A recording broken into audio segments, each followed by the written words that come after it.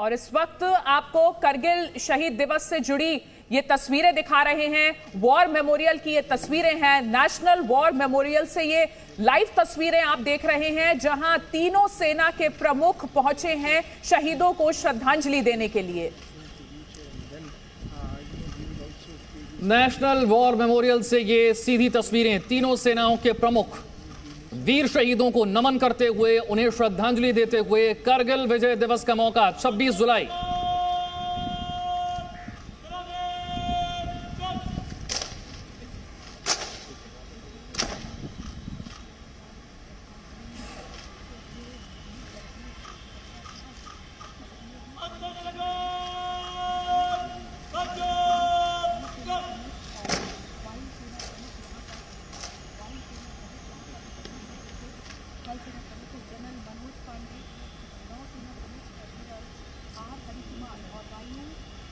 आज ही के दिन 23 साल पहले करीब 60 दिन तक चले युद्ध के बाद भारत ने पाकिस्तान को करारी शिकस्त दी थी। इस 60 दिन तक चले युद्ध को ऑपरेशन विजय भारत की तरफ से नाम दिया गया था, और जब पाकिस्तान को यह शिकस्त दी गई यानी कि 26 जुलाई का दिन, उसे विजय दिवस के रूप में हर साल मनाया जाता है। और अब उसकी तस्वीरें आप देख रहे हैं। नेशनल वॉर मेमोरियल, तीनों सेनाओं के प्रमुख वीर शहीदों को नमन करते हुए, उन्हें श्रद्धांजलि देते हुए। तो हर साल शहीदों की शहादत को याद किया जाता है, पूरे सम्मान के साथ उन्हें श्रद्धांजलि दी जाती है, और नेशनल वॉर मेमोरियल पर इस वक्त उन्हीं शहीदों को श्रद्धांजलि दी जा रही है।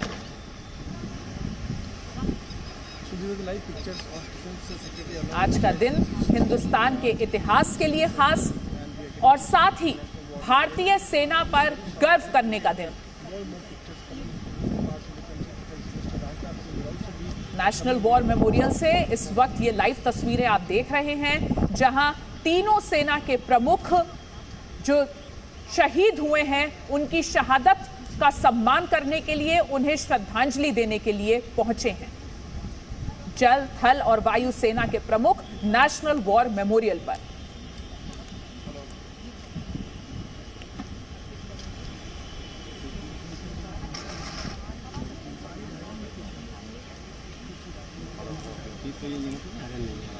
इससे पहले आपने तस्वीरें द्रास से देखी थी, जम्मू से देखी थी, और अब आप तस्वीरें देख रहे हैं नेशनल वॉर मेमोरियल से। अलग अलग जगह विजय दिवस के मौके पर खास कार्यक्रमों का आयोजन किया गया है। मकसद यही, वो वीर जवान जिन्होंने 1999 पाकिस्तान को धूल चटाई, पाकिस्तान को करारी शिकस्त दी, भारत मां के वो वीर सपूत जिन्होंने अपने प्राण न्यौछावर कर दिए, उन्हें आज नमन किया जाए, उन्हें आज श्रद्धांजलि दी जाए, उन्हें याद किया जाए। इसी मकसद के साथ जगह जगह इस तरह के कार्यक्रम आयोजित किए गए हैं। इससे पहले द्रास की तस्वीरें आपने देखी, जम्मू के बलिदान स्तंभ पर जो कार्यक्रम है उसकी तस्वीरें भी हमने आपको दिखाई, और अब आप तस्वीरें देख रहे हैं नेशनल वॉर मेमोरियल की। तीनों सेनाओं के प्रमुख यहाँ पर मौजूद हैं और वीर शहीदों को नमन किया जा रहा है, उन्हें श्रद्धांजलि दी जा रही है। सेना ही नहीं, देश का हर आम नागरिक आज उन वीर शहीदों को नमन कर रहा है।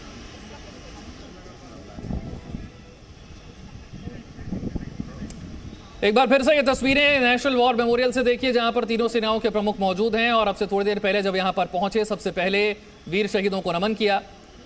इससे पहले भी हमने आपको द्रास की तस्वीरें दिखाई, जम्मू के बलिदान स्तंभ पर जो कार्यक्रम हुआ उसकी तस्वीरें दिखाई, और अब नेशनल वॉर मेमोरियल से ये तस्वीरें। न सिर्फ तीनों सेनाओं के प्रमुख, बल्कि आज देश का हर नागरिक उन वीर शहीदों को नमन कर रहा है जिन्होंने अपने प्राण भारत मां की रक्षा करते हुए, हमारी सीमाओं की रक्षा करते हुए गवाए, अपने प्राण न्यौछावर कर दिए। तो 23 साल से हिंदुस्तान हर बार करगिल विजय दिवस मनाता है, अपने सैनिकों की शहादत को याद करता है, अपने शहीद हुए सैनिकों का सम्मान करता है, उन्हें श्रद्धांजलि देता है। आज का दिन हर भारतीय के लिए गौरव का दिन है। पाकिस्तान के धोखे का उसे करारा जवाब आज से 23 साल पहले करगिल में भारतीय सेना ने दिया था, और उस युद्ध के दौरान जो शहीद हुए थे सैनिक, उन्हें आज याद किया जा रहा है, उनका नमन किया जा रहा है। 2 तस्वीरें आपको दिखा रहे हैं, द्रास की तस्वीरें आपको दिखा रहे हैं, शहीदों को यहां किस तरह से नमन किया गया वो आप देख रहे हैं, और जम्मू के बलिदान स्तंभ पर जो कार्यक्रम हुआ उसकी तस्वीरें भी आप देख रहे हैं। इसके अलावा नेशनल वॉर मेमोरियल की तस्वीरें भी अभी हमने आपको दिखाई। तो ये 3 जगह पर किस तरीके से जो शहीद हुए हैं उन्हें याद किया गया, उनको श्रद्धांजलि दी गई, उनके शौर्य की गाथा को फिर से दोहराया गया, उसकी तस्वीरें आप देख रहे हैं। कृष्ण मोहन मेरे सहयोगी और जानकारी के साथ हैं। कृष्ण मोहन, द्रास की तस्वीरें हो चाहे जम्मू की तस्वीरें हो या फिर जो सीधी तस्वीरें इस वक्त हम दिखा रहे हैं, यानी कि नेशनल वॉर मेमोरियल पर तीनों सेनाओं के प्रमुख, विजय दिवस का यह खास मौका। जी विशाल, विजय दिवस बहुत सारे मायनों में महत्वपूर्ण है। भारत ने 1971 के बाद इतने बड़े पैमाने पर कोई भी सैनिक कार्रवाई नहीं की थी, जो कि लगभग युद्ध जैसे हालात में की गई थी। ये मुश्किल बहुत ज़्यादा था। जो 71 में बांग्लादेश की लड़ाई लड़ी गई और उसके जो सियाचिन की लड़ाई लड़ी गई, उससे ज़्यादा मुश्किल था, क्योंकि दुश्मन लगभग 150 किलोमीटर के इलाके में बैठा हुआ था और वो 18,000 फीट के आसपास के जो पहाड़ थे, 20,000 फीट के भी कुछ पहाड़ थे, वहाँ पर ऊपर उसने पक्के मोर्चे बना रखे थे। पहाड़ की लड़ाई बहुत मुश्किल होती है बचाव करने वाले के लिए, यानी कि अगर कोई दुश्मन मोर्चा बनाकर बैठ गया है तो उसको उन जगहों से निकालने के लिए बहुत ज़्यादा मेहनत और बहुत ज़्यादा कुर्बानी की ज़रूरत होती है। और इसीलिए करगिल की लड़ाई में 523 जवान और अधिकारियों ने वीर गति पाई थी। बहुत मुश्किल थी ये लड़ाई, अचानक हुई थी, भारत को अंदेशा नहीं था, क्योंकि उस समय तो भारत के प्रधानमंत्री एक अमन की आशा लेकर पाकिस्तान गए थे, भारत के कलाकार गए थे, पत्रकार गए थे, और उसका जवाब पाकिस्तान ने ये दिया कि उसने उस पूरे वक्त का इस्तेमाल करगिल में घुसपैठ के लिए और वहाँ पर अपने सैनिकों को बिठाने के लिए किया। बहरहाल भारत ने मई के पहले हफ्ते में जब से इस चीज़ का अंदाज़ा लगा कि यहाँ पर मुट्ठी भर घुसपैठिए नहीं है, बल्कि यहाँ पर तो पूरी की पूरी पाकिस्तान की फ़ौजें बैठी हुई हैं, उसमें सबसे ज़्यादा नॉर्दर्न लाइट इन्फेंट्री, पाकिस्तान की बटालियंस जो नॉर्दर्न लाइट इन्फेंट्री की थी वो यूनिट्स थी वहाँ पर, उनको पाकिस्तान का पूरा सपोर्ट था। और उसके बाद भारत ने पूरी की पूरी डिवीज़न मूव की, बड़े पैमाने पर आर्टिलरी मूव की। बोफोर्स का कारनामा उसी दौरान नज़र आया था। तोलोलिंग के पहाड़ों पर बमबारी के लिए पिनाका का इस्तेमाल किया गया था, जो उस समय बिल्कुल नई चीज़ थी, स्वदेशी मल्टी बैरल रॉकेट लॉन्चर था, और बोफोर्स का सबसे ज़्यादा इस्तेमाल किया गया था। बहरहाल ये एक लंबी लड़ाई थी, लेकिन इस लड़ाई से जो सबक मिले वो बहुत महत्वपूर्ण थे। उस लड़ाई के बाद 1999 के बाद आज की तारीख में अगर आप उन सारे इलाकों में जाएं जहां उस ज़माने में 1 ब्रिगेड होती थी, आज की तारीख में वहां पर 3-3 ब्रिगेड्स हैं। हर जगह सड़कें बनाई गई, और सबसे महत्वपूर्ण बात कि 1999 से पहले जो चौकियां, जो पोस्ट, जो मोर्चे खाली कर दिए जाते थे सर्दियों में, उनको अब कभी खाली नहीं किया जाता। यानी कि भारतीय सेना साल के 12 महीने इस भीषण ठंड में भी और गर्मी में भी करगिल और लद्दाख की ऊंची चोटियों पर बैठती है। ये एक बहुत महत्वपूर्ण सबक था जो भारतीय सेना ने सीखा था।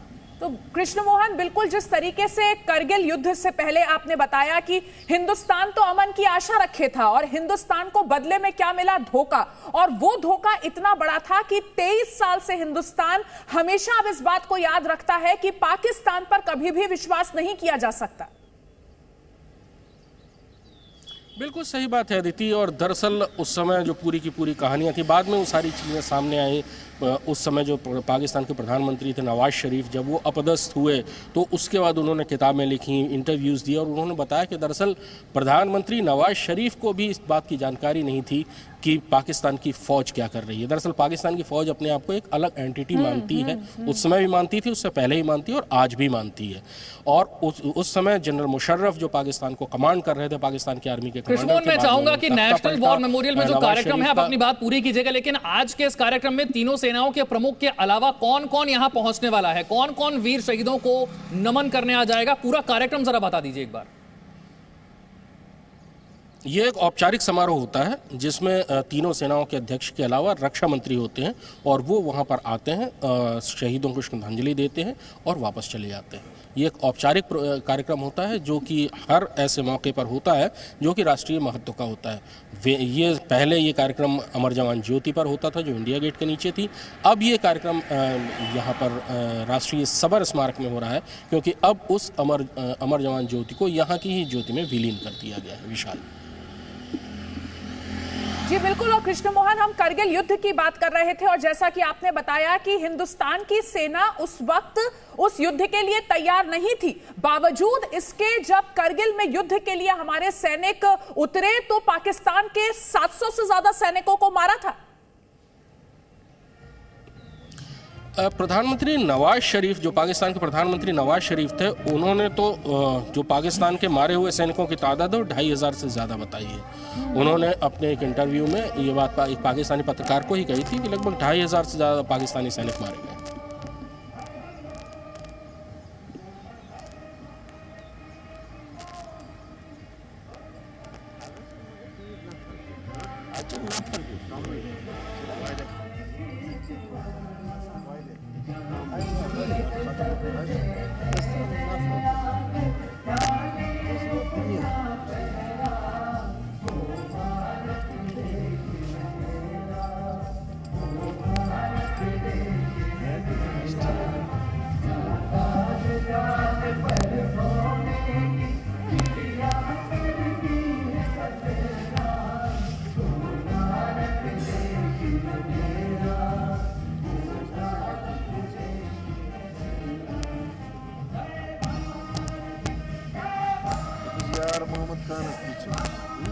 यार